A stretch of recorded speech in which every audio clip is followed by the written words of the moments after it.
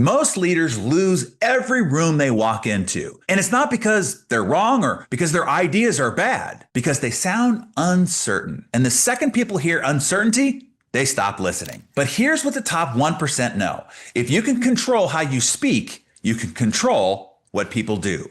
Every word moves them closer to a yes or pushes them towards the door. There is no middle ground. I'm going to show you the exact communication system the elite leaders use to command rooms, drive decisions, and make people want to follow them. And if you master this, you'll never have to repeat yourself again. Here's how it works. I've spent 35 years advising CEOs and founders in boardrooms worth billions, and I've watched the same mistake happen over and over again. Brilliant minds with perfect logic losing the room to simpler voices, not because they were wrong, because they didn't understand how influence actually works. So here's what I learned. Logic doesn't move people. Emotion does.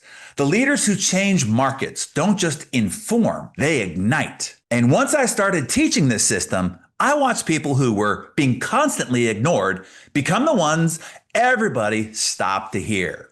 Founders who couldn't get their teams aligned suddenly had everybody moving in the same direction. Executives who lost every negotiation started winning deals they thought were impossible. Same people, same ideas, different delivery. So here's the system. It's in 3 parts. Part number 1 is precision. Every word you say either builds trust or burns it. Most people speak to fill space. They ramble, they soften, they add filler words like and basically or you know.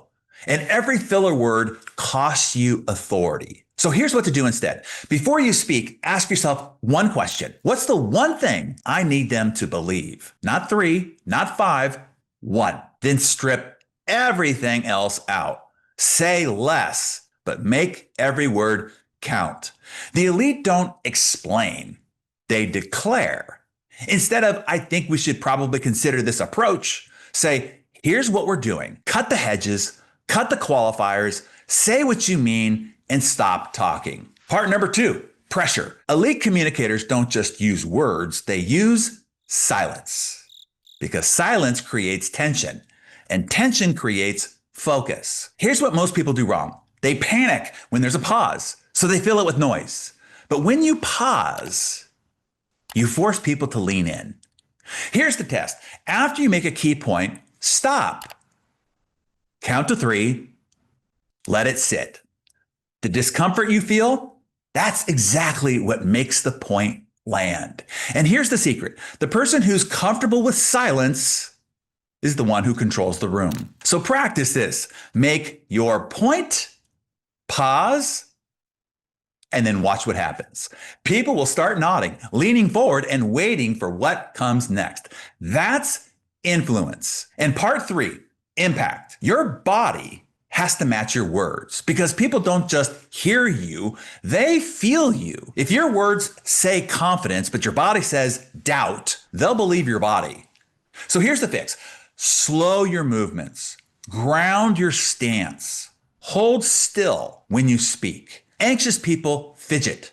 Calm people are still. And stillness reads as power. So match your tone to your message as well. If you're delivering something important, your voice drops. It gets slower. It gets heavier. High-pitched and fast reads as nervous.